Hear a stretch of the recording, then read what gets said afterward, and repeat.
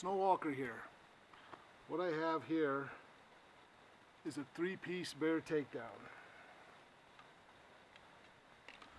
Okay, so I think what I'm going to do, I bought quite a few bows over the last couple years, and I think I'm going to go through each bow. I'll do a little video on each one. I'm going to start off with my bear takedown. Okay, so this one here, well, first of all, to give you a little history, this is a bear, and in 1969 Fred Bear invented this thing and put it into sales, I think early 70, maybe late 69. He'd been messing around with takedowns and a little bit earlier than that, because all the flying he did, all the traveling that went on, he get tired of, you know, packing full-size bows. So the whole idea is that you could pack this in your gear, fly out to Alaska or Canada or, you know, wherever, Africa, and assemble it and go hunting. So that's the idea. This one they quit making. So Bear Archery still makes a takedown. Okay, they're wooden, and they make the A and the B riser. This is an A riser. The B riser is a little bit bigger. The C riser is a little bit bigger. This one is magnesium. So they quit making the magnesium ones. This one was made in the Grayling, Michigan plant. Pretty sure it was. 1977 is when I was told that this one was made. And you can get different handles for them that you know, will give you different grips. Put your wrist in different angles. I got a TBA sticker. Traditional Bear Archery. That's a pretty good Facebook page to, if you're into bear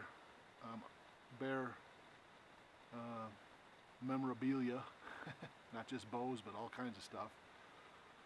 That's a good. A lot of people buy, sell, and trade, and there's a lot of knowledge there. Right now, they got, I think, close to 11,000 members. So, but it's 3 pieces basically. You got the riser, and you have the limbs. Okay. And this is a nice setup because it doesn't take any tools.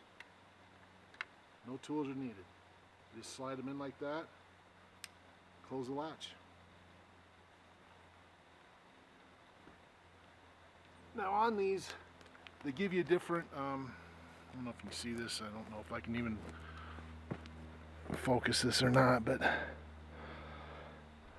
think you might be able to see this. Saying C, it'll say A, 58 inches, 50 pounds. B, that means the B riser, 62 inches, 48 pounds. C riser, 68 inches at 43 pounds. So that's kind of how it works.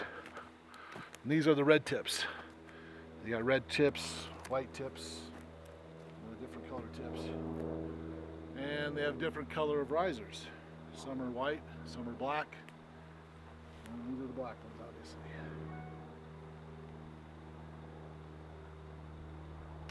So you just slide them in there, open it up, slide them up, slide them in, and click it in. And then put your string on. So, pretty good. Real easy. I think they're the best takedowns that there are, actually. I really enjoy them.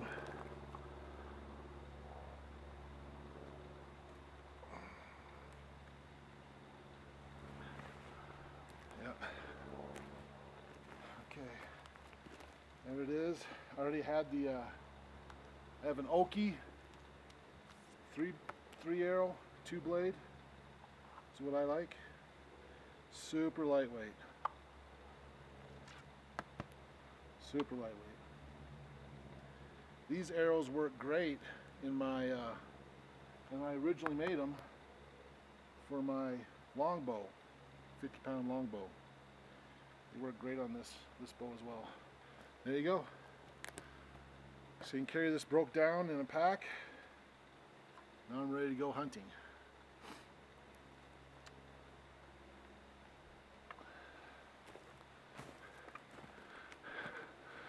something that's kind of interesting I want to point out. So I'm above Pinedale, okay? And you notice these slash piles. All these up in here. So what's going on?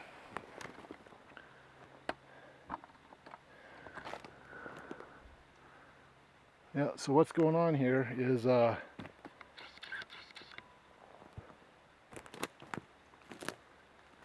there's a fuel reduction program. That's what this is. So what they're doing is all the beetle kill that took place 10 years ago, whatever, 10 to 20 years ago, all those beetle kill, they devastated the whole Rockies. So this is a lodgepole forest, and they killed the older lodgepoles is what the beetles did. They killed the older ones. The younger ones survived because they had more sap. They could push out the egg larvae, is what they say when they lay their eggs in the bark. Well, I don't want to get off subject too much, but I think I wanted to kind of, I know someday these will all be burnt and this will be gone, and I'd like to just kind of record this for future. So, used to be, 20 years ago, before the beetles were really here, the forests were so thick and green, you could walk in something like this and you couldn't see. I mean, you'd have to get down low to see, you know? And then the beetles came and they just devastated, like you say, they devastated the lodgepoles, the white bark pine, limber pine. The spruces did okay, the firs did okay. But boy, these lodgepoles. I only know of one old growth lodgepole forest in the Wind Rivers that survived. And I've been all over the Wind Rivers. And I only know of one good one that survived where there's still, you know, big lodgepoles and there's no dead trees. I need to go in there and film that before it's gone. So, the idea, as you can see, they cut living trees, tons and tons of living trees, the ones that made it through, and they also cut the dead ones. And they kind of spaced them out. Well, they did this also at the Green River Lakes. Matter of fact, that was the first place they did this. And they took 600 cords out of there, out of the camping area at Green River Lakes. They didn't want trees falling and killing people, okay? Which makes sense. So they did the same thing. They left some of these trees interspersed. And what happened was, in springtime, when the ground was soft, like this, like it is right now, there were some big winds, and they knocked down all the existing trees that they left. So they uprooted them. So then they went back in and they cut all those out. So now the trees there are, you know, they left the 6-footers or whatever. They didn't get blown over, or whatever they are, 10 foot. Those ones didn't get blown over. So from Pinedale to Elkhart Park, this is what is this, and around Fortification Mountain, you know, the ski area, this is what they did. So they haven't burned a lot of these yet. I think they're still too green, so I guess we're going to let them dry out for a few years. And this is what we got. We'll see if we come back here in a few years if all these trees are down from the wind. I hope not. I hope it works. You know, the whole idea is that if they don't do something, the whole thing's going to burn. Well, every summer the Wind Rivers burn, so since we lived here for over 20 years now, every summer these things are on fire. There'll be several fires, you know, at the same time even. So, but it's a big range, and it'll recover. It's just going to take, you know, hundreds of years, because the trees here grow really, really slow. So that's that. And if you look over here, this has not been cut. So, kind of see the difference there. There's trees there, not much sky. Over here you got lots of sky and a few trees. Okay, well, I'm going to do a little stumping while I'm here. So, there's a log out here. There's a dead log. I don't know if I can point it out. Is that it? And there's a dead log right in here somewhere. It's hard to see with the light. And it's running uphill. Snow on both sides. A little bit on the log. So I'm going to try and shoot, I think, the top portion of that log. Hopefully my arrow doesn't glance off and hit a rock. it looks pretty rotten. So stumping is a great way to learn how to judge distance without a rangefinder. After all, this is an instinctive archery. So you don't use rangefinders. You look at something and you shoot it. And that looks to me to be 20 yards. The part that I want to shoot is the uphill side. Let's see what happens here.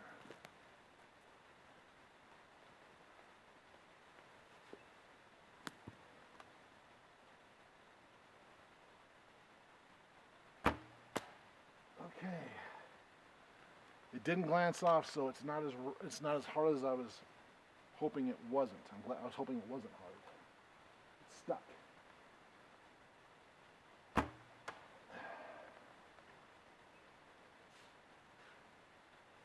It's hard for me to pick out a spot, a little snow spot, so I'm trying to pick out. You have to pick out a small spot. You aim small, you miss small. That's the idea. Oh, I shot over it. I can't believe it. I plucked the release too much, I think. Well, let's go take a look at the damage I have done. Makes it easier to walk. That part I do like. I mean, you can see, which is nice.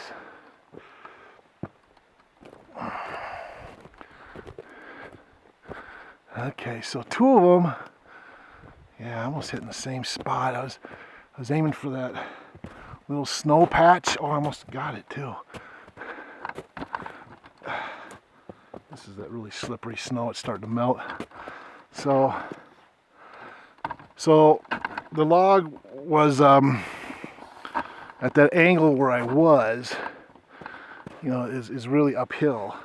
So it looks like my pattern's really bad, but really it isn't, because you don't realize, but I am on a pretty steep hill. I was aiming for this patch right here. This arrow, you know, almost hit it. This arrow was just a little bit to the right and high. This arrow came in right here, so I was a little bit to the right. And this one was like an inch below it. And the other arrow went above it. I think I just nicked it right here. Stuck in over here. So actually, that pattern was a good pattern. If that had been an elk or a deer, I would have definitely got him in the heart, or at least, you know, in the vitals for sure. So, kind of fun. That's what I enjoy doing when I can.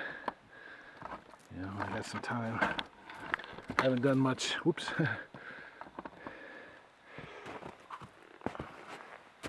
I have not done hardly any shooting this year yet. This COVID-19 thing, I've been working a lot, and going to work more and more. So I don't know if I'm in the video or not. So haven't shot really for hardly at all for the past 2.5 months. So I need to start getting ready. Hunting season won't be too far off.